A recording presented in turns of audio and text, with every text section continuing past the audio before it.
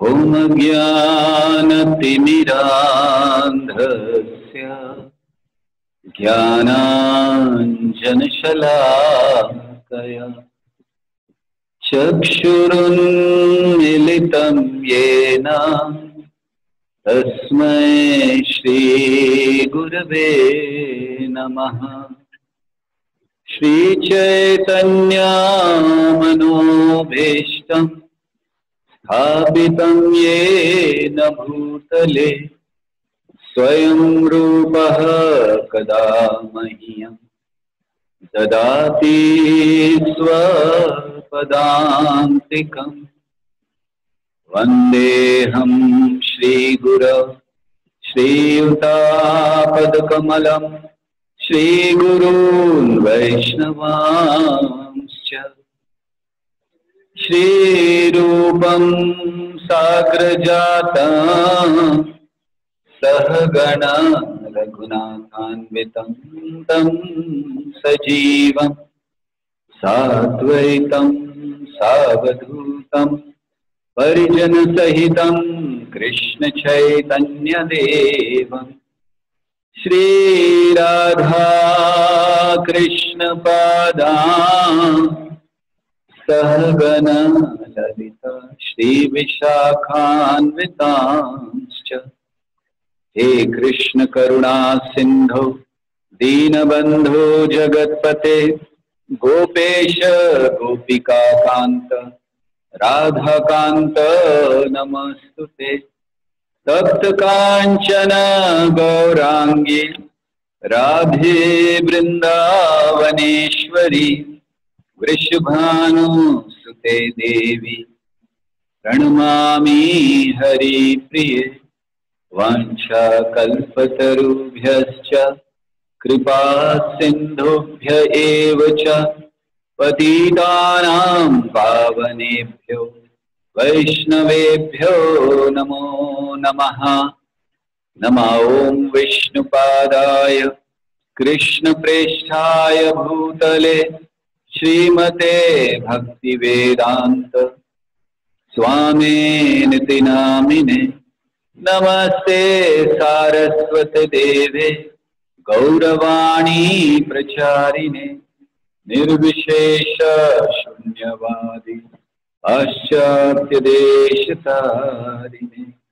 जय श्री कृष्ण चैतन्य प्रभो नित्यानंद श्री अद्वैत गदाधर श्रीवासादि गौर भक्त वृंद। हरे कृष्णा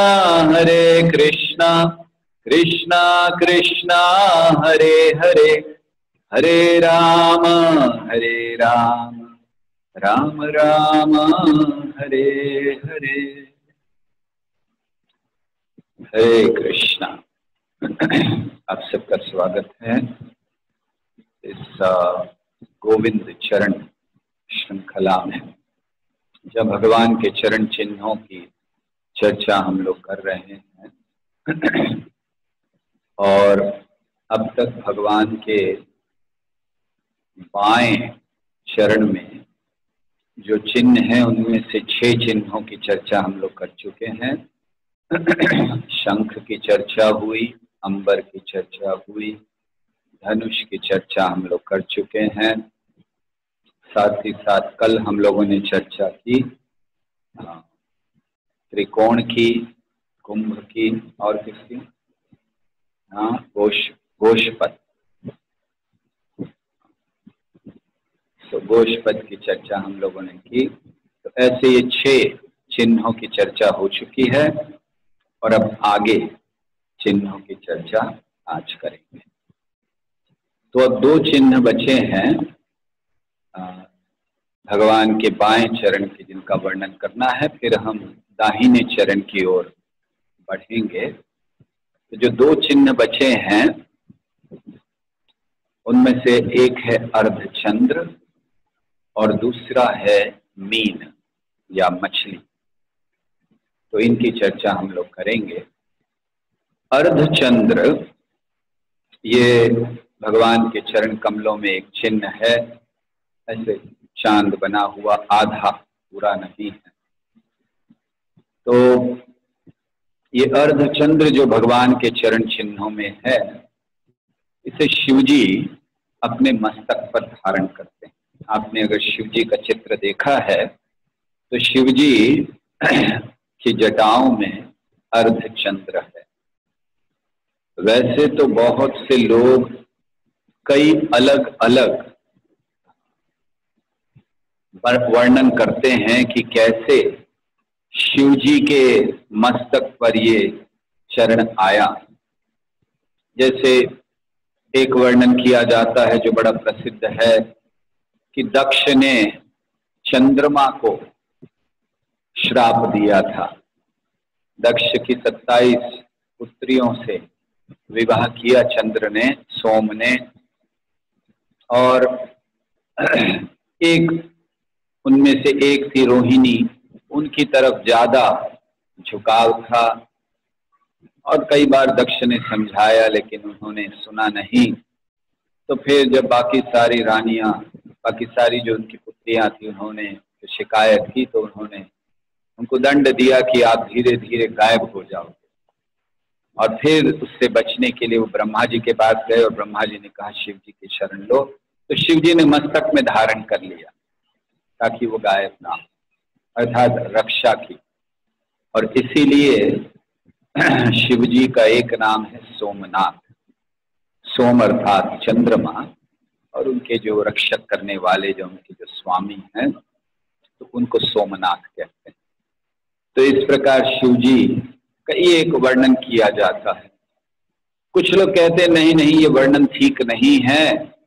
दरअसल अगर हम ज्योतिष शास्त्र के अनुसार देखें, तारों की स्थिति को देखें, नक्षत्रों की स्थिति को देखें, तो उसके अनुसार ये जो चंद्रमा है उसमें 27 अलग अलग प्रकार के नक्षत्र होते हैं इत्यादि, उनका वर्णन करते हुए वो कहते हैं कि उसके अनुसार ये चंद्रमा आता।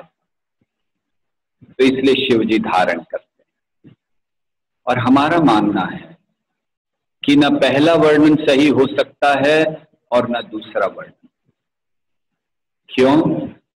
क्योंकि एक ही वर्णन सही हो सकता है, और वो ये है कि शिवजी अर्धचंद्र अपने मस्तक पर इसलिए धारण करते हैं क्योंकि वो चिन्ह श्री कृष्ण के चरणों में। इसीलिए जब मस्तक पर धारण करने की बात आई चंद्रमा को, तो उन्होंने कहा अर्धचंद्र करेंगे। क्यों? क्योंकि श्री कृष्ण के चरण में अर्धचंद्र है। तो अब श्री कृष्ण के चरणों में आधा ही चंद्रमा क्यों नहीं है?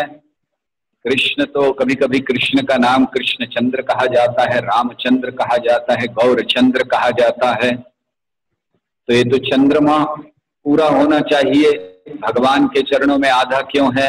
आचार्यों ने समझाया कि भगवान के जो चरण हैं, उनकी जो नख हैं, भगवान के 10 नख, ये चंद्रमा से भी ज्यादा प्रकाशमान है, सुंदर है। तो जब चंद्रमा भगवान के चरण कमलों का आश्रय लेने आया, तो चंद्रमा ने देखा कि 10 इतने बड़े प्रकाशमान चंद्रमा हैं, तो वो थोड़ा शर्मा गया कि मैं इनके सामने कुछ भी नहीं हूं। इसलिए आधा ही चंद्रमा भगवान के चरणों में रहा। तो इसीलिए शिव जी धारण कर रहे हैं उस आधे चंद्रमा को।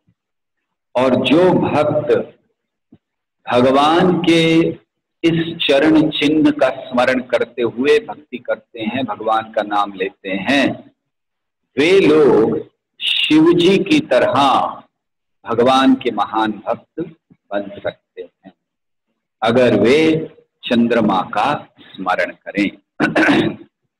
चंद्रमा ये साधारणतः जुड़ा हुआ है शीतलता से।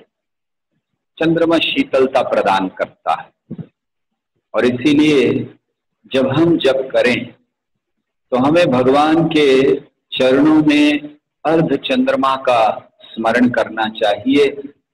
और ये भगवान से प्रार्थना करनी चाहिए कि जिस तरह चंद्रमा शीतलता प्रदान करता है अपनी किरणों से, हे कृष्ण आप इतनी कृपा करें कि आपके चरणों का अमृत मेरे कानों में, मेरे जिह्वा पर और मेरे हृदय में प्रवेश कर सके इस जप के समय, तो वो अमृत का आस्वादन हम कर सकें जो अमृत भगवान के चरणों में, और उसके द्वारा ये जो अग्नि लगी हुई है वो शीतल हो जाए, जैसे चंद्रमा शीतलता प्रदान करता है।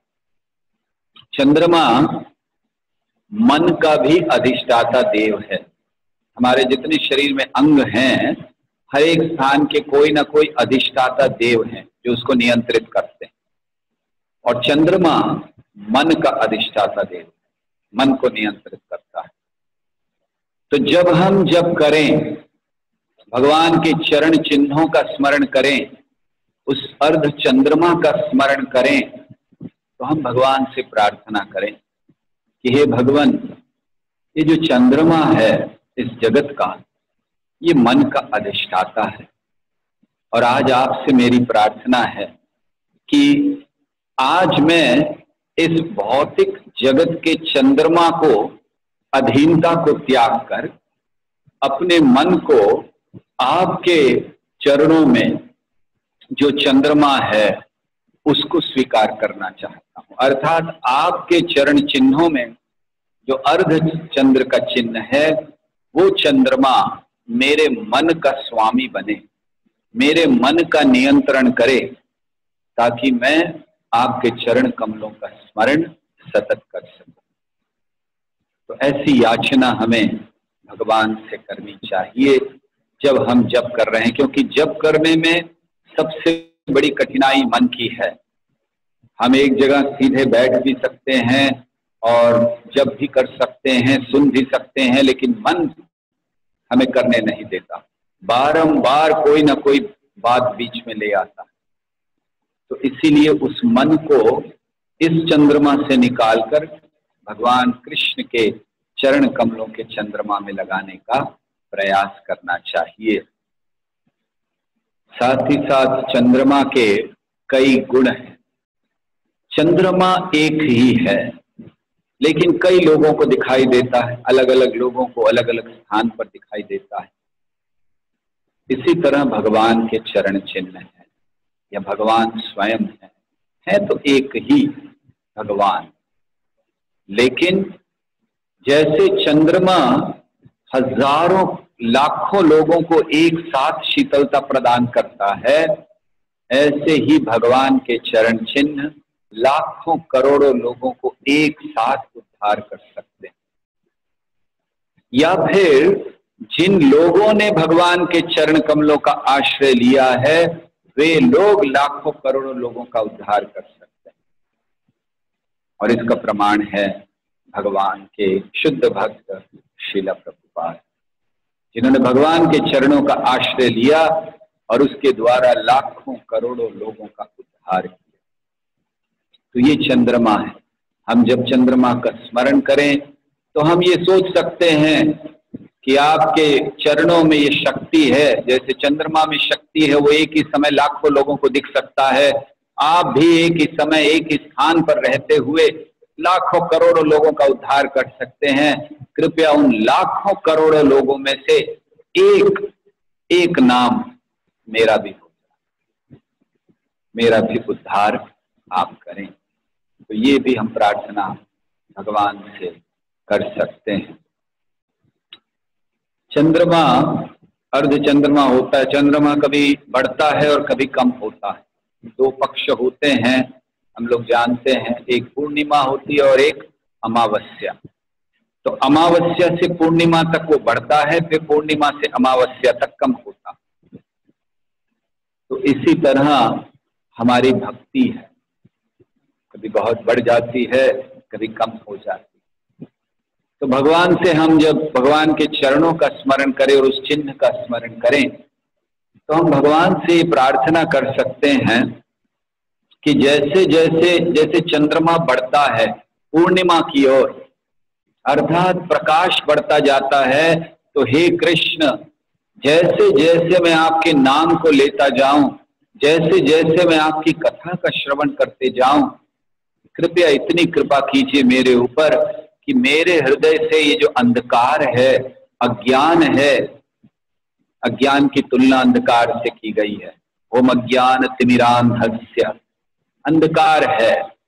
असतो मां सद्गमय तमसो मां ज्योतिर्गमय मृत्योर्मा अमृतंगमय। तो अंधकार जो मेरे हृदय में अज्ञान का अंधकार है, जैसे चंद्रमा बढ़ता है, जैसे जैसे मैं आपका जप करता जाऊं, प्रार्थना ये है कि मेरे हृदय से वो अहंकार कम होता जाए, वो अंधकार कम होता जाए। और फिर उस अंधकार को कम हो गया और जैसे जैसे वो जो चंद्रमा है वो कम होता जाता है पूर्णिमा से अमावस्या तक, और फिर वो एक नए चंद्रमा को प्रकट करता है, न्यू मून कहते हैं, न्यू मून डे। तो ऐसे ही मेरे हृदय में भी ये जितने भी भावनाएं हैं, अंधकार हैं, ये धीरे धीरे धीरे समाप्त हो जाए और मैं बड़े शुद्ध हृदय से आपका नाम ले सकूं। हरे कृष्णा कृष्णा कृष्णा हरे हरे, हरे राम राम राम हरे हरे। तो ऐसे हम चंद्रमा से सीख सकते हैं। और बड़ी महत्वपूर्ण बात भक्तों को चंद्रमा से सीखनी चाहिए। कभी कभी हम जब भक्ति करते हैं तो हमारे मन में आता है कि कब होगा, कब मेरी आंखों में आंसू आएंगे, कब मेरे हृदय में वो प्रेम जागृत होगा, कब मैं भगवान को प्रत्यक्ष देख सकूंगा। तो जब ऐसे विचार आए तो हमें चंद्रमा का स्मरण करना चाहिए, क्योंकि चंद्रमा का उदय होना, पूर्णिमा होना, अमावस्या होना, चंद्रमा का अस्त होना, ये सब भगवान ने निश्चित करके रखा है।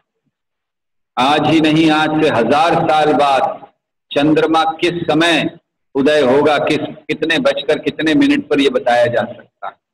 भगवान ने निश्चित करके रख दिया है पहले से। और इसी तरह हमें सोचना चाहिए कि जिस दिन हमने पहली बार जपमाला उठाई, जिस दिन पहली बार कृष्ण का नाम लिया, कृष्ण ने डेट निश्चित कर दी हमारी, कृष्ण ने निश्चित कर दी है हमारी डेट धाम में आने की। जिस दिन हमने माला उठाई उसी दिन। अब बस उस डेट को वो कृष्ण जानते हैं, निश्चित की हुई है। जैसे पूर्णिमा समय पर आती है, कभी बदलती नहीं है। जो चंद्रमा का उदय होना है, अगर 6:38 है तो वो 38 मिनट पर ही होता है। इसी तरह जब भगवान ने लिख दिया है कि हमारी भी डेट, जिस दिन हमने माला उठाई भगवान ने डेट लिख दी, हम धाम में निश्चित जाएंगे, हमारा उद्धार निश्चित होगा। भक्त को चिंता ही नहीं करनी चाहिए अपने उद्धार की। और इससे क्या चिंता करनी चाहिए भक्त को? अगर अपने उद्धार की चिंता ना करे, अन्यों के उद्धार की चिंता करे। जितना जितना अन्यों के उद्धार की चिंता करते जाते हैं, भगवान जैसे कि चंद्रमा धीरे धीरे धीरे कम होता जाता है, भगवान हमारी डेट को कम करते जाते हैं। ठीक है, अच्छा तुमने प्रचार कर लिया इतने लोगों को, और कम हो गया, जल्दी आओगे मेरे पास, और जल्दी हो गया।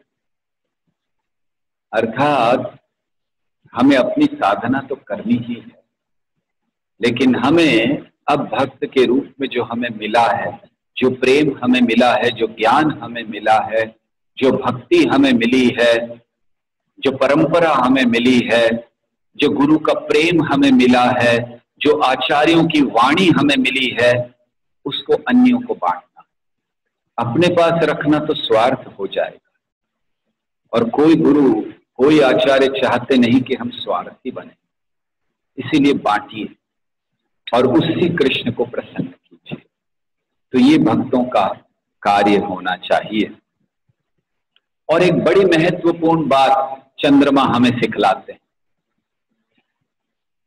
चंद्रमा के अलग अलग समय पर अलग अलग रूप में वो प्रकट होता है, अलग समय होता है। एक समय चंद्रमा पूरा होता है, फिर कम होता है, फिर कम, उसके अलग अलग फेसेस हैं और फिक्स, फिर उसके बाद फिर से। तो ऐसा कभी नहीं होता कि अगर अमावस्या है तो अमावस्या ही रहेगी, नहीं चली जाती है, ये निश्चित है। अमावस्या आज है, 15 दिन बाद पूर्णिमा होगी और फिर अमावस्या होगी। अर्थात चंद्रमा हमें बहुत अच्छी चीजें सिखलाता है। जब हम भगवान के चरण कमलों को स्मरण करें और उसमें उस अर्ध चंद्र का स्मरण करें, तो इस बात का स्मरण करें कि चंद्रमा अलग अलग समय पर अलग अलग होता है, हर समय अमावस्या नहीं रहती। और इसी तरह हम भी ये प्रार्थना करें और ये विश्वास रखें मन में कि आज हमारा मन अनर्थों से भरा हुआ है, आज हमारे मन में कृष्ण प्रेम नहीं है, लेकिन चिंता नहीं करें, ये समय भी चला जाएगा।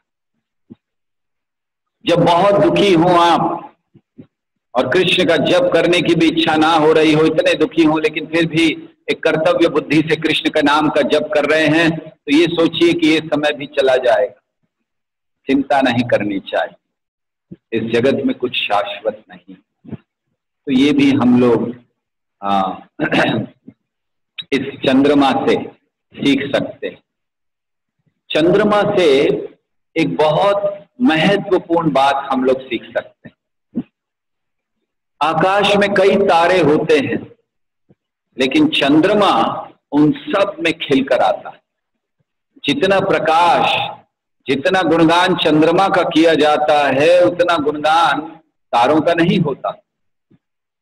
प्रकाश तारों में भी है, लेकिन एक चंद्रमा बहुत है कई तारों में। तो भक्तों को ये सोचना चाहिए, अपने अंदर विश्वास बढ़ाने के लिए चंद्रमा का स्मरण करना चाहिए और ये सोचना चाहिए कि जैसे कई सारे सितारे हो सकते हैं, लेकिन उनमें चंद्रमा को प्रमुख माना जाता है। चंद्रमा श्रेष्ठ होता है, सबसे ज्यादा वो रोशनी देता है। जय श्री श्री गौर। इसी तरह हमें मानना चाहिए कि बाकी सारे अध्यात्मवादियों में, फिर वो चाहे कर्म के द्वारा भगवान से जुड़ रहे हैं, ज्ञान के द्वारा भगवान से जुड़ रहे हैं, योग के द्वारा भगवान से जुड़ रहे हैं, ब्रह्मवादी हैं या जो भी हैं, सारे अध्यात्मवादियों में से जो भक्त है वो चंद्रमा के समान। और जब हमने भक्ति स्वीकार कर ली तो हमें विश्वास होना चाहिए कि हमारा पथ, ये भक्ति का पथ सर्वश्रेष्ठ है। तो ऐसे विश्वास के साथ हमें भगवान की भक्ति करनी चाहिए। और अंततः चंद्रमा से बहुत महत्वपूर्ण बात हम सीख सकते हैं, और वो ये कि चंद्रमा में दाग होता है। हमने देखा होगा चंद्रमा में जब देखते हैं तो ध्यान से दाग दिखाई देता है।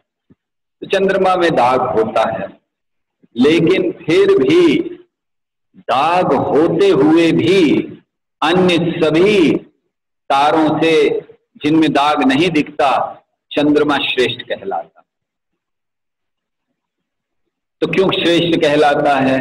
क्योंकि उसके अंदर प्रकाश है, वो इतना प्रकाशमान है, शीतलता प्रदान करता है। इसी तरह हमें जप करते हुए ये सोचना चाहिए कि मेरे अंदर बहुत सारे दुर्गुण हैं, पाप से भरा हुआ हूं, लेकिन जो श्री कृष्ण के चरण कमल हैं, जिनमें वो चंद्र है, वो ये दिखलाने के लिए है कि अगर दाग है भी, पाप है भी, तो विश्वास रखिए कृष्ण के चरण कमलों में, कृष्ण पतित पावन हैं। श्रील प्रभुपाद एक स्थान पर लिखते हैं कि श्रील भक्ति सिद्धांत सरस्वती ठाकुर, प्रभुपाद कहते हमारे गुरु महाराज श्रील भक्ति सिद्धांत सरस्वती ठाकुर ने कहा है कि जो 64 माला जप नहीं करता वो पतित है। और फिर प्रभुपाद कहते हैं इस आधार पर हम सब पतित हैं, 16 माला जप कर रहे हैं केवल। प्रभुपाद कहते हैं इस आधार पर हम सब पतित हैं, लेकिन प्रभुपाद आगे लिखते हैं हमारा विश्वास है चैतन्य महाप्रभु पर कि हम सब पतित हैं, लेकिन वो पतित पावन हैं और वो हमारा उद्धार करेंगे। तो इसी तरह हमें विश्वास होना चाहिए, भले चंद्र में दोष है, हे कृष्ण, अपने मन का चंद्र, अपने आप को मैं आपके समक्ष ला रहा हूं, भले इसमें दोष है लेकिन विश्वास है कि आप पतित पावन हैं, आप उद्धार करेंगे। तो ऐसा स्मरण हमें चंद्रमा को, अर्ध चंद्रमा को देखते हुए करना चाहिए। तो ये एक चिन्ह है। और आखिरी चिन्ह जो भगवान के बाएं चरण में है वो है मछली, मत्स्य, मीन, उसका चिन्ह है। तो मछली का चिन्ह क्या सूचक है? आज प्रयास करेंगे और एक दो चिन्हों को कह देने का, ताकि 19 चिन्ह पूरे हो जाएं। 8 तो हम लोग कर ही लेंगे और 11 जो अब दाहिने चरण के हैं वो भी, जिस पूरे सेमिनार के खत्म होते होते। तो मछली ये क्या इसका लक्षण है? तो जैसे ही मछली का स्मरण आता है तो क्या स्मरण आता है? अगर मछली के गुण देखने जाए तो पहला गुण, पहला लक्षण मछली का यही स्मरण आता है कि जल के बिना रह नहीं सकती। बचपन से हम लोग सुनते आए हैं, मछली जल की रानी है, जीवन उसका पानी है, हाथ लगाओ डर जाएगी, बाहर निकालो मर जाएगी। राइट, बचपन से सुनते आए। तो मछली का अर्थ है, जैसे ही सुने, मछली पानी के बिना नहीं रह सकती। तो जब हम जप करें, भगवान के चरण चिन्हों में उस मछली को देखें, तो श्री कृष्ण से प्रार्थना करें कि हे कृष्ण, जिस प्रकार मछली पानी के बिना नहीं रह सकती, क्या मैं ऐसी मछली नहीं बन सकता जो आपके चरणों के अलावा, आपकी भक्ति के बिना, आपके बिना, आपके भक्तों के बिना रह ना पाऊं? कृपया ये भाव मेरे अंदर दीजिए। आज मैं, अगर मेरे प्रियजन चले जाते हैं तो मैं बहुत रोता हूं कि हाय हाय मेरे प्रियजन चले गए। लेकिन अगर कोई एक भक्त इस पृथ्वी से जाता है तो मुझे कोई दुख नहीं होता, मुझे कोई प्रेम नहीं है। तो मेरा प्रेम भक्तों से हो, मेरा प्रेम आपसे हो भगवान। रह नहीं पाऊं आपके बिना। और वैसे भी जीव की ये मूल स्थिति है। श्रील प्रभुपाद समझाया करते थे कि मछली को बाहर निकाल लो तो कभी सुखी नहीं होगी, इसी तरह जीव को भगवान से दूर रखो, कभी सुखी नहीं होंगे। तो भगवान से प्रार्थना करें कि हे कृष्ण, जिस प्रकार मछली जल के बिना नहीं रह सकती, मुझे ऐसा बना दीजिए कि मैं आपके नाम लिए बिना जी नहीं पाऊं। जिस दिन आपका नाम नहीं लूं उसी दिन मेरी मृत्यु हो जाए। ऐसा हो ही ना कि मैं आपका नाम लिए बिना जी रहा हूं। प्रार्थना कीजिए भगवान से कि मेरे प्राण निकल जाए अगर आपको एक क्षण भी भूल जाऊं। ऐसी अवस्था में रखिए मुझे। आज तो अवस्था बिल्कुल उल्टी है। कृष्ण का स्मरण कभी कभी होता है, लेकिन हे कृष्ण, आप उस स्थिति में लाइए मुझे जहां आपके बिना मैं रह ना पाऊं, आपके चरणों को स्मरण किए बिना न रह पाऊं, आपके नाम के उच्चारण के बिना न रह पाऊं। हरे कृष्णा कृष्णा कृष्णा हरे हरे, हरे राम राम राम हरे हरे। और इस मंत्र के उच्चारण के द्वारा हे कृष्ण, मैं अपने मन को तैयार कर लूं।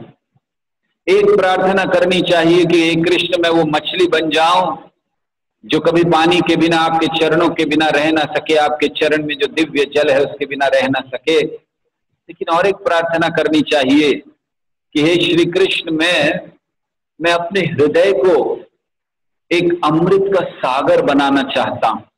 एक ऐसा सागर जिसमें आप अपने चरण कमल बड़ी आसानी से रख सकें। तो ये जो मछली है आपके चरण कमलों में, उसके लिए मैं एक सागर तैयार करना चाहता हूं, एक अमृत का सागर।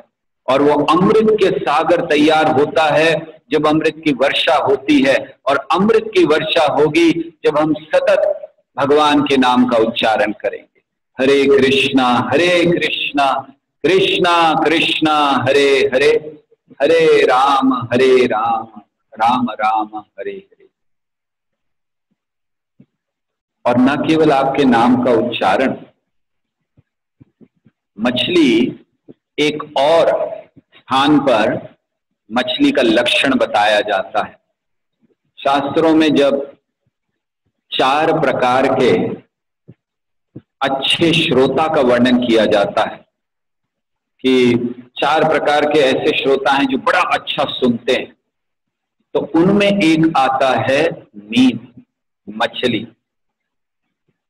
4 प्रकार के श्रोता कौन हैं अच्छे सुनने वाले? तो वर्णन किया गया है कि पहला है चातक पक्षी, चातको हंसो शुक मीन, ये 4 है। एक है चातक, दूसरा है हंस, तीसरा है शुक और चौथे हैं मीन अर्थात मछली। तो मछली कैसे श्रवण करती है? चातक का श्रवण कैसा है? चातक के अंदर, चातक का लक्षण होता है कि वो केवल वर्षा के जल को ग्रहण करता है, वो भी स्वाति नक्षत्र में, और प्यासा मर जाएगा लेकिन जल नहीं लेगा। तो अच्छे श्रोता कौन होते हैं? जो केवल कृष्ण कथा का श्रवण करते हैं, वे और कोई कथा में रुचि नहीं लेते। दूसरे होते हैं चातको हंसो, हंस, जो अगर इधर उधर से थोड़ा कभी सुनाई भी दे जाए तो भी हंस की तरह भेद करना जानते हैं। जैसे हंस पानी और दूध को अलग कर देता है, ऐसे ही ये श्रोता होते हैं जो बहुत अच्छी तरह जानते हैं कि क्या सुनना चाहिए और क्या नहीं। कभी सुन भी लेते हैं तो उसको अलग कर देते हैं। और तीसरे अच्छे प्रकार के श्रोता बताए गए हैं शुक, शुक अर्थात तोता। वो कैसे श्रोता हैं? जो सुनते हैं वो उसी तरह दूसरों को बता सकते हैं, रिपीट कर सकते हैं, आचार्यों के वचनों को, गुरु के वचनों को जैसा कहा वैसा बता सकते हैं। और चौथे प्रकार के श्रोता कहे गए हैं मीन अर्थात मछली। वैसे 4 प्रकार के अच्छे श्रोता हैं और 4 प्रकार के बुरे श्रोता भी कहे गए हैं शास्त्रों में, लेकिन आज उनका वर्णन नहीं करेंगे। तो मीन ये अच्छे श्रोताओं में आती है।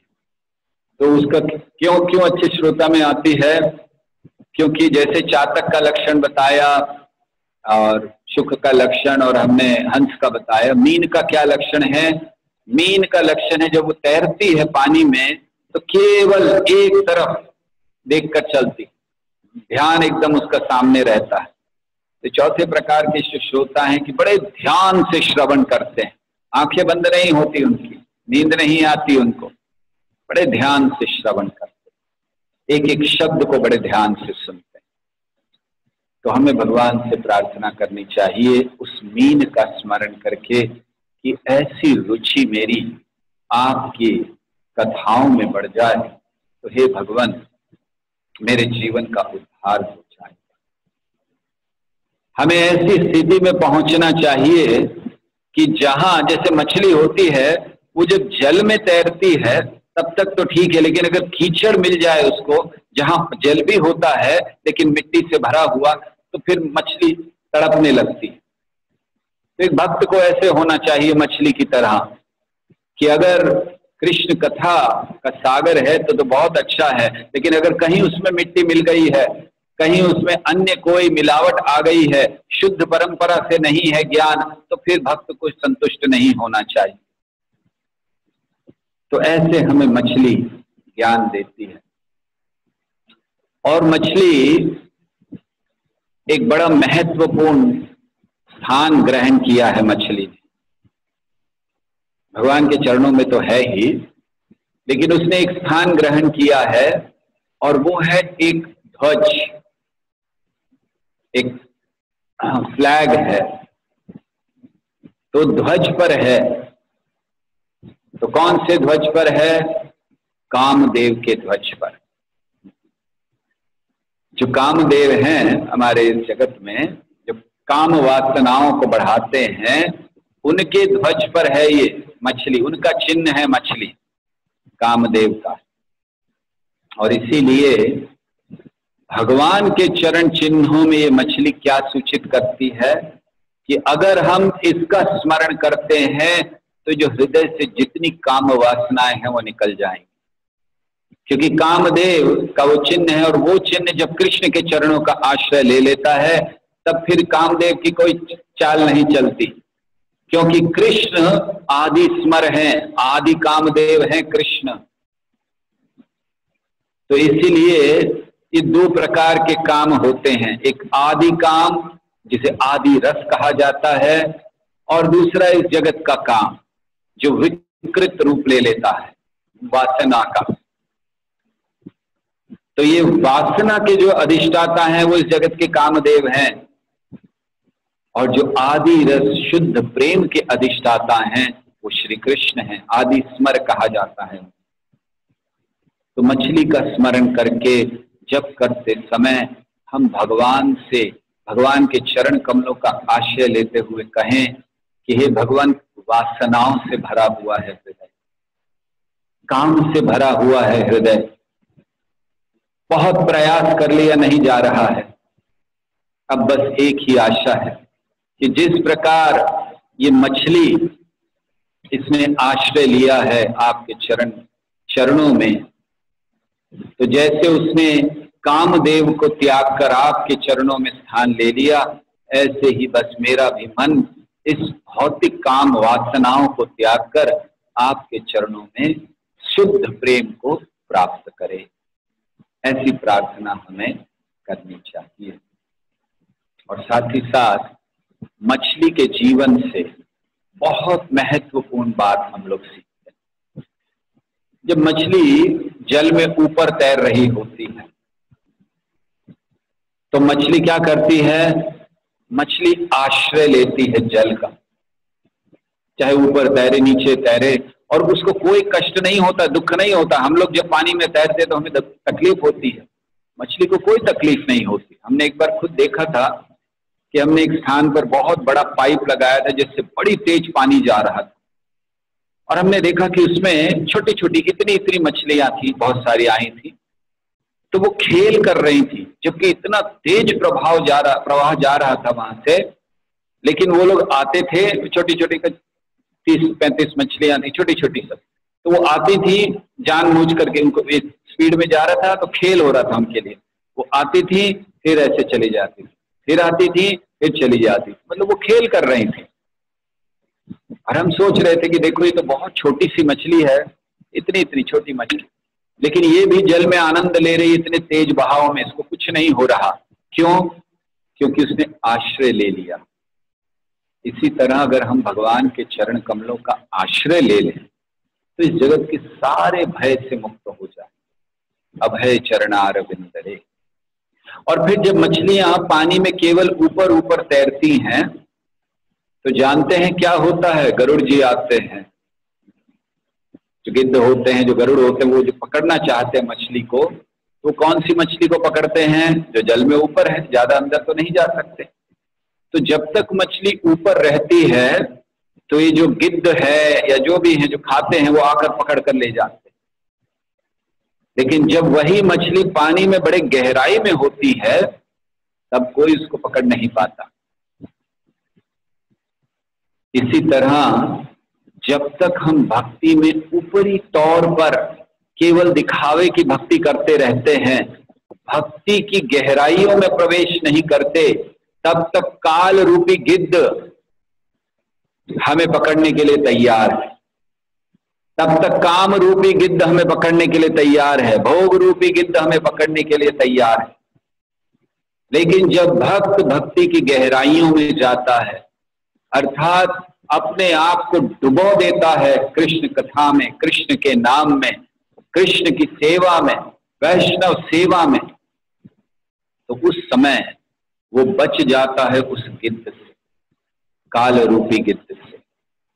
और इसीलिए गहराइयों में जाना, प्रभुपाद समझाया करते थे कि now is the time to boil the milk. अब समय है कि हमें दूध को गाढ़ा करना है। अर्थात आंदोलन की स्थापना ये प्रभुपाद का उद्देश्य था, उन्होंने उद्देश्य पूरा किया, आंदोलन को स्थापित किया, अब हमें केवल उसको आगे बढ़ाना है। प्रभुपाद ने हमें भक्ति का मार्ग दिया, हमें गंभीरता लानी है। प्रभुपाद ने हमें पथ दिखाया, हमें चलना है। तो इसीलिए now is the time to boil the milk. गहराई में जाने की आवश्यकता है अब भक्ति के, भक्ति के सिद्धांतों को, गहन सिद्धांतों को समझने की आवश्यकता है। नम्र भाव में वैष्णव सेवा करने की आवश्यकता है।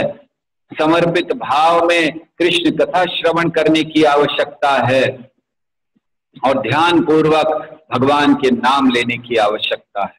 हरे कृष्णा कृष्णा कृष्णा हरे हरे, हरे राम राम राम हरे हरे। ये आवश्यकता, और ये हम मछली से सीखते हैं। हमने कुछ समय पहले सुना था कि एक स्थान पर जब सुनामी आया, तो जिस सुनामी आने से पहले लोग वहां पर सब कुछ खेल कर रहे थे, तो उनमें से एक व्यक्ति वो समुद्र में गहराई में चला गया, डाइव किया उसने अंदर, और वो बहुत समय अंदर रहा। और वो बताता है, उसका अनुभव आया था लिखकर कि जब वो अंदर था तो उसको कुछ ऐसा जरा सा हलचल सुनाई, ऊपर पता चला कि कुछ हलचल हुआ है, बस उतना ही। उसने सोचा होगा कुछ, वो अपना नीचे जो गया था, ढूंढ रहा था, जो कर रहा था, डाइविंग किया हुआ था, वो सब करा। और जब वो बाहर आया तब तक सुनामी समाप्त हो चुका था, सुनामी आकर सब बर्बाद कर चुका था। और जब ये बाहर आया तो इसने देखा, हर आश्चर्य, ये क्या हो गया। और तब उसको बहुत बाद में पता चला कि जिस समय वो नीचे था उस समय ऊपर सुनामी आ गया, लेकिन क्योंकि वो नीचे था समुद्र में, इवन सुनामी भी उसका कुछ नहीं कर पाया। इसी तरह हमारे जीवन में रोज सुनामी आते हैं, भावनाओं के सुनामी आते हैं, वासनाओं के सुनामी आते हैं, आसक्तियों के सुनामी आते हैं, बहुत सारे सुनामी आते हैं। लेकिन इन सब से हम बच सकते हैं अगर भक्ति की गहराइयों में, समुद्र की गहराई में हैं, तो हम बड़ी आसानी से बच सकते हैं। तो इसीलिए हमें भगवान के चरण कमलों का आश्रय लेना चाहिए और भगवान से प्रार्थना करनी चाहिए कि हे भगवान, जिस तरह आपने मत्स्य अवतार लिया, हम सब जानते हैं कि भगवान ने मत्स्य अवतार लिया राजा सत्यव्रत की रक्षा करने के लिए, और प्रलय के जल में रक्षा की है। राजा को कहा था आज से 7वें दिन प्रलय आएगा, सब कुछ जलमग्न हो जाएगा, और फिर तुम्हारे लिए एक बोट भेजेंगे, तुम उसमें बैठ जाना। और फिर भगवान ने मत्स्य अवतार लिया और उस बोट को खींचते रहे प्रलय के जल में। तो भगवान से प्रार्थना करनी चाहिए कि हे कृष्ण, आपके चरणों में इस मीन को देखकर मेरी यही प्रार्थना है कि जैसे वो प्रलय के जल में आपने अपने भक्त सत्यव्रत की रक्षा की थी, तो इस समय भी मेरे जीवन में प्रलय आया हुआ है, दुखों का प्रलय आया हुआ है, बंधनों का प्रलय आया हुआ है, अनावश्यक बोझों का प्रलय आया हुआ है। कृपया इस समय भी आप इस मत्स्य का स्मरण करके मैं आपसे प्रार्थना कर रहा हूं कि इस समय भी आप मेरी रक्षा कीजिए। तो इस प्रकार से जब हम भगवान के चरणों में मीन के चिन्ह को देखें तो हमें ये सोचना चाहिए कि कैसे हम भक्ति की गहराइयों में तैरते हुए, डूबते हुए, समुद्र हो सकता है तैरने के लिए हो, लेकिन भक्ति का समुद्र डूबने के लिए, जब तक डूबेंगे नहीं जीवित नहीं रहेंगे भक्ति में। ये जो साधारण समुद्र है इसमें डूबने के बाद व्यक्ति मर जाता है, लेकिन भक्ति रस का जो समुद्र है उसमें डूबने के बाद व्यक्ति सही दृष्टि में जीता है। जीवन तो तब पता चलता है उसे जब भक्ति रस में डूबता है। अभी तो केवल धोखा दे रहा है, अपने आप को भी, समाज को भी और हर एक को, भगवान को अभी तो धोखा दे रहे हैं। असली जीवन होगा जब डूब जाए। तो ये प्रार्थना हमारी होनी चाहिए। तो ये मीन का चिन्ह है, और फिर अगला चिन्ह है जौ के दाने का। छोटा सा चिन्ह है, अगर आपको दिख रहा हो आपके स्क्रीन पर, अगर दिखाया जा रहा हो तो जौ बहुत छोटा सा चिन्ह है।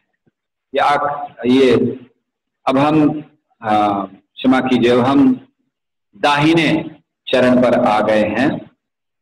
तो दाहिने चरण के अब चिन्हों का वर्णन शुरू कर रहे हैं। तो 8 चिन्ह जो भगवान के बाएं चरण पर हैं वो समाप्त हो चुके हैं। अब दायां चिन्ह, अब उसको दिखा रहे हो इस समय, दाहिना चिन्ह, दाहिना चरण। तो अभी आपको दाहिना चरण दिखाया जा रहा है। इसमें 11 चिन्ह हैं जिनका वर्णन हम प्रारंभ करेंगे। जौ है, चक्र है, इत्यादि जैसे जैसे आए। तो अब दाहिने चरण के पहला चिन्ह या 9वां चिन्ह है जौ का दाना। बस छोटा सा, इतना सा होता है जौ। तो जौ का दाना क्यों? जौ का दाना इसलिए कि जब हम इस जौ के दाने का स्मरण करें भगवान के चरणों पे, तो भगवान से प्रार्थना करें कि जौ का दाना क्या सूचित करता है कि जिस व्यक्ति ने भगवान के चरण कमलों का आश्रय लिया है, उसके जितने भी जीवन थे, हजारों लाखों करोड़ों जीवन जो थे, या उन जीवन में जो काम कर्म होने वाले थे, वो सब भगवान के प्रभाव से छोटे होकर एक जौ के दाने के समान।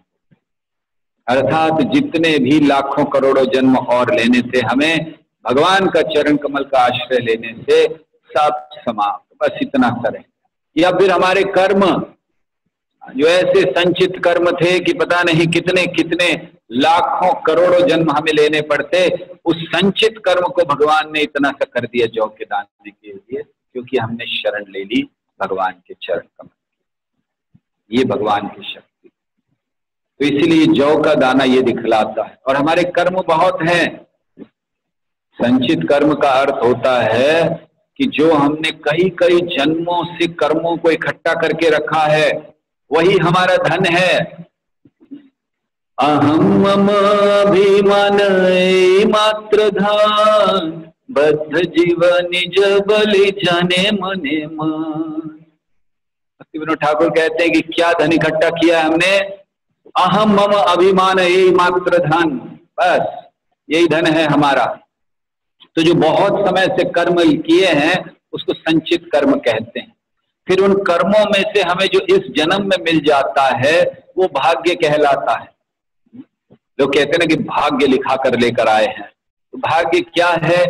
संचित कर्मों में से इस जन्म के लिए जो कर्म मिले हैं। और अभी बहुत बहुत कर्म पड़े हुए हैं, करोड़ों करोड़ों जन्म लेने तक के कर्म पड़े हैं। लेकिन अगर भगवान के चरणों का आश्रय ले लिया तो वो सब बड़े छोटे से एक दाने के समान हो जाते हैं। ये जो जौ है इसका उपयोग यज्ञ के लिए किया जाता है। आप सब जानते होंगे जौ के दाने का यज्ञ के लिए उपयोग होता है। क्यों होता है यज्ञ के लिए उपयोग? ऐसे कहते हैं कि जब सृष्टि की रचना हुई तो जो सबसे पहली फसल उगी वो जौ की थी, और इसीलिए जौ को महत्व दिया जाता है यज्ञ में, पूजा में इत्यादि। वैसे ये जो जौ है ये हृदय रोग के लिए बहुत अच्छा है। देखिए भगवान ने भी चुन कर रखा है दाना, गेहूं का नहीं रखा, जौ का रखा है, क्योंकि ये जो जौ है ये हृदय रोग के लिए बहुत अच्छा है। और हृदय रोग इससे बड़ी जल्दी ठीक होता है। ये कहा जाता है कि ये जब खून में कोलेस्ट्रॉल बहुत बढ़ जाए तो उसको कम करने के लिए इस्तेमाल किया जाता है। अर्थात एक दृष्टि से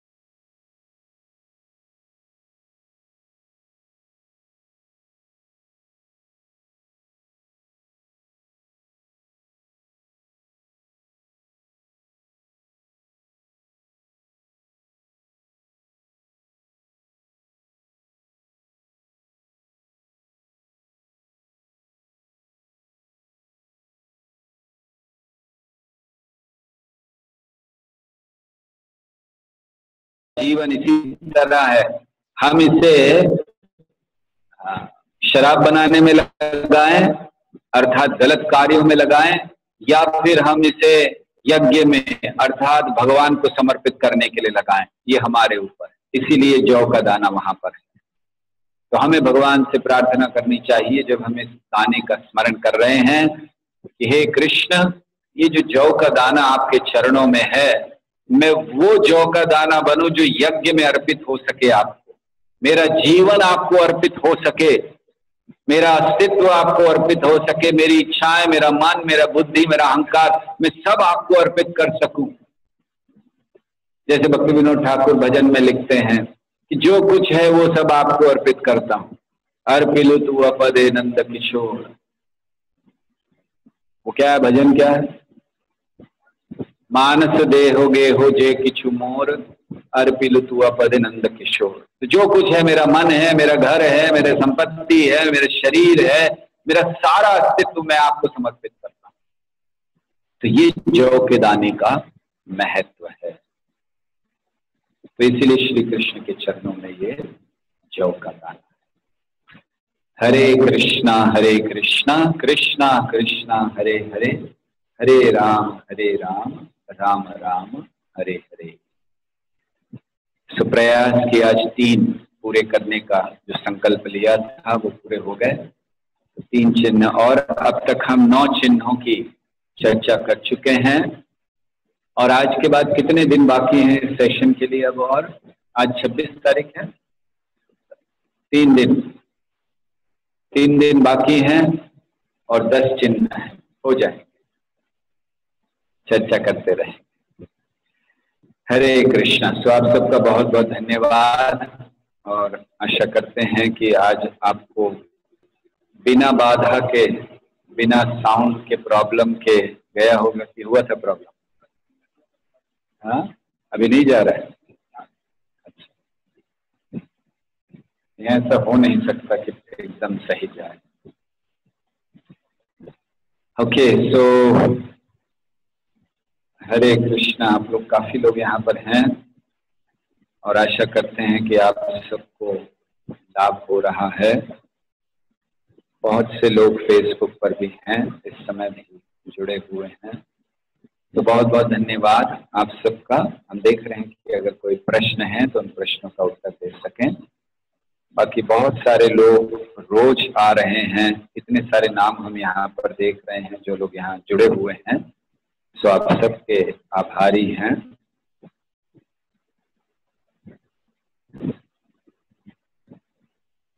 एक प्रश्न है किसी का, यहाँ आपका लेक्चर है और श्री राधा गोपीनाथ मंदिर में परम पूज्य भक्ति रसामृत महाराज जी का, दुविधा है कहाँ सुनूं? बिल्कुल दुविधा नहीं होनी चाहिए। आंख बंद करके महाराज का लेक्चर में बैठना चाहिए। यहाँ का बिल्कुल छोड़ दी, कोई चिंता नहीं करनी चाहिए, सोचना ही नहीं चाहिए आपको। अगर आपने पहले बताया होता तो शायद हम भी लेक्चर बंद करके महाराज का लेक्चर सुनने चले जाते। अच्छा हुआ आपने बात, अब हम पढ़ रहे हैं। बहुत बहुत धन्यवाद। ओके, सो काफी लोग हैं यहाँ पर और कई वरिष्ठ भक्त भी हैं यहाँ पर। जोगेश्वर पंडित प्रभु हैं, द्विजराज प्रभु हैं। बहुत बहुत धन्यवाद आप सबका। ठीक है, कोई प्रश्न है तो देखेंगे जूम पर अगर कोई है। कोई प्रश्न तो देखना है? प्रश्न नहीं?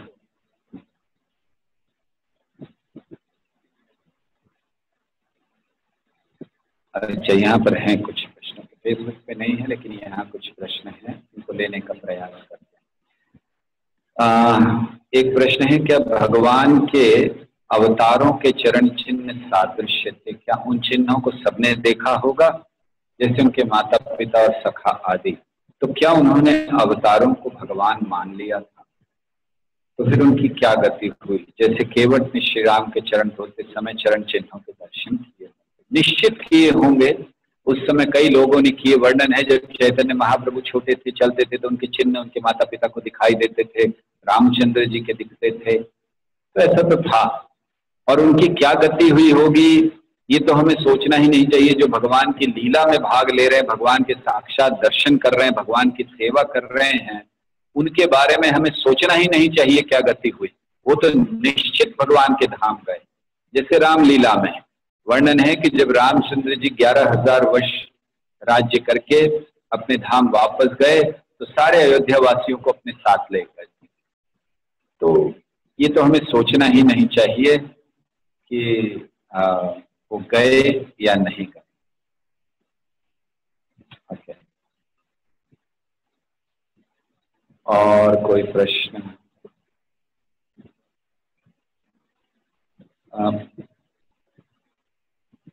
मछली का उदाहरण हमारा मन को करने में सहायता होगा। तो बहुत अच्छा। ओके, एक प्रश्न है when we do prachar to our family members or friends, when we tell them that Krishna is the Supreme Lord, chant his name, they get scared and tell us that we have been worshipping demigod or Devi. What if they will punish us if we will stop worshipping them? So how can we make them understand? ऐसा है कि अगर कोई कहते हैं कि आप किसी को कहते हो कि भगवान का नाम लो और वो लोग कहते हैं, डरते हैं कि हम बहुत समय से देवी देवताओं की करते आए हैं, फिर कैसे छोड़ दें, तो क्या कहना चाहिए उनको? पहली चीज उनको ये समझानी चाहिए कि जब तक हम अज्ञान में रहते, बहुत सी चीजों को पकड़े रहते, ज्ञान में आने के बाद हम बहुत चीजों को छोड़ देते हैं। बच्चा होता है छोटा सा, बहुत सी चीजों को करता है, बड़ा होकर छोड़ देता है।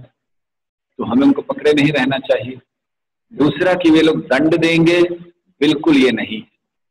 शास्त्रों में कई उदाहरण हैं कि वो लोग बड़े प्रसन्न होते हैं देवी देवता जब हम भगवान की पूजा करते हैं, और उसके उदाहरण के लिए आप कई लोगों को बता सकते हैं, कई लोगों का उदाहरण दे सकते हैं। हम लोग सब ऐसे ही उदाहरण हैं। हम लोगों ने अपने अपने घरों में देवी देवताओं की पूजा की होगी, फिर जब कृष्ण भक्ति में आए सब बंद कर दी, किसी को कोई नुकसान नहीं हुआ। ये केवल कहने की बात है। यहाँ भी जितने लोग अभी इस समय सुन रहे हैं, हम इनमें से कई लोगों को जानते हैं जो पहले कट्टर देवी देवताओं के भक्त थे, उन्होंने बिल्कुल अब छोड़ दिया, कोई भय नहीं। तो आप उनको ये समझाइए, उनको ये कहिए कि अगर वो बहुत ज्यादा आसक्त हैं तो उनको केवल इतना कहिए कि आप जो कर रहे हैं करते रहिए, साथ में भगवान का नाम लीजिए, हरे कृष्ण महामंत्र लेना शुरू कीजिए। बस जो करना है बंद मत कीजिए। आप शिव जी के भक्त हैं, देवी के भक्त हैं, गणेश जी के भक्त हैं, जिसके हैं करिए, साथ साथ में हरि नाम कीजिए। फिर हरि नाम इतना शक्तिशाली है, वो उस तरह है, किस तरह कि एक बार एक डेजर्ट में, मरुस्थल में एक व्यक्ति बहुत तेज तूफान चलने लगा, मरुस्थल में आता रहता है, तो उसने छोटा सा अपना टेंट लगाया और अंदर बैठ गया। तो अंदर बैठा था तो एक ऊंट आया, तो उस ऊंट ने कहा कि मुझे ना बहुत धूल लग रही है, मेरे मुंह में बहुत ज्यादा हो रहा है, क्या मैं मुंह अंदर रख सकता हूँ केवल? तो उस आदमी ने कहा ठीक है रख लो। उसने अपना मुंह अंदर रख लिया, बाकी सारा शरीर बाहर था। फिर उसने कहा कि मेरे हाथ बड़े, मुझे हाथ में बड़ा ये लग रहा है, थोड़े मैं हाथ भी अंदर कर लूं? आदमी ने कहा ठीक है हाथ भी अंदर कर लो। उसने हाथ भी अंदर कर लिया। ऐसे करते करते अंत में हुआ ये कि ऊंट अंदर और आदमी बाहर। तो ऐसे हमारा हरि नाम है। क्या बस उनको कहिए कि शुरू करें, मतलब ऊंट का मुंह अंदर जाने दीजिए, बाकी तो फिर हरि नाम कर लेगा। उसको कैसे बाहर निकालना वो सब हरि नाम कर लेगा, चिंता मत कीजिए। ठीक है, ओके। आगे प्रश्न है, क्या हमारे पास चंद्रमा के लिए कोई श्लोक है जैसे सूर्य के लिए है आदित्य हृदयम? हाँ, बहुत सारे होंगे चंद्रमा के लिए, लेकिन कोई विशेष ऐसे वैष्णव स्क्रिप्चर में, भागवत इत्यादि में विशेष कोई चंद्रमा को पूजा का नहीं है। लेकिन हाँ, अन्य स्थानों पर बहुत सारे मंत्र होंगे चंद्रमा की पूजा के लिए, और हमें चंद्रमा की पूजा के मंत्र ढूंढने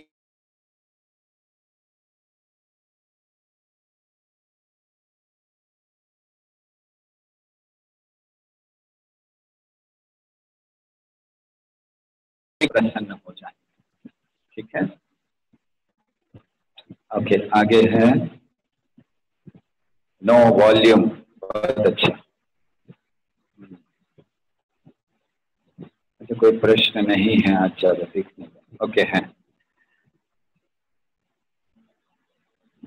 please name bad hearers and whether bhakti also predestined. अच्छा, हम बुरे हियरर्स के भी, बुरे जो बुरे तरह से सुनते हैं उनका भी सुनना चाहते हैं। तो जो बैड हियरर्स हैं या जो बुरे हियरर्स हैं उनमें एक आता है बैल, एक आता है ऊंट। अलग अलग है, वो विस्तार से नहीं क्यों बताया गया उनको, क्योंकि ऊंट जो होता है वो खाता है, उसी को अपने गले में उसको खून लगता है और वो उसी को खाता रहता है, उसको आनंद आता है, तो अपना ही खून ले रहा है, अपने आप को हार्म कर रहा है। तो ऐसे एक होते हैं। और एक होते हैं भुरुंद पक्षी कहा जाता है, ये हिमालय में मिलता है। और इसका क्या होता है गुण, ये जो सुनता है दूसरों को जाके बताता है लेकिन कभी खुद पालन नहीं करता। तो ऐसे अलग अलग तरह के हर एक प्राणी से लेकर उनकी तुलना की गई है। आपका प्रश्न है कि क्या भक्ति भी प्रीडेस्टिन्ड है? नहीं, भक्ति के लिए प्रयास करना होता है, भक्ति के लिए कृपा चाहिए और वो कृपा हमें भक्तों के संग से आती है। ठीक है, ओके। यस, विराम गुरु प्रभु 4 दिन है अंटिल 30th। 30 तारीख को हम लोग यहाँ बहुत अच्छा सुंदर उत्सव करेंगे, तो हो सकता है कि क्लास ना हो पाए, इसीलिए हम 29 तक 3 दिन और ले रहे हैं। 30 तारीख को हम लोग यहाँ झूलन यात्रा उत्सव मना रहे हैं। आप सबको कल उसका पोस्टर भेजेंगे। यहाँ पर खैर आपने अभी पूछा, प्रश्न आ ही गया तो हम बता दें कि यहाँ पर 30 तारीख को हम लोग 5:30 बजे से प्रारंभ करेंगे। 5:30 भारत का समय, शाम को 5:30। यहाँ भगवान राधा और कृष्ण का अभिषेक होगा।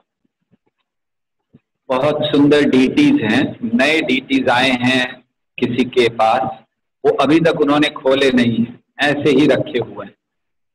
तो पहली बार उनके दर्शन होंगे, उनका अभिषेक होगा और फिर उनको 56 भोग अर्पण होगा और उसके बाद उनको झूले में बिठाया जाएगा। झूलन यात्रा प्रारंभ हो रही है और राधा और कृष्ण झूले में बैठेंगे और उनको झूला झुलाते हुए बहुत सुंदर सुंदर भजन सभी भक्त गाएंगे। तो आप सबसे प्रार्थना है कि 30 तारीख को आप अपना जो समय है थोड़ा जल्दी आप आइएगा आप लोग, ताकि उत्सव को देख सकें। ठीक है,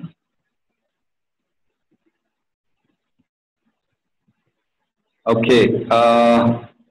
और कोई प्रश्न कहें?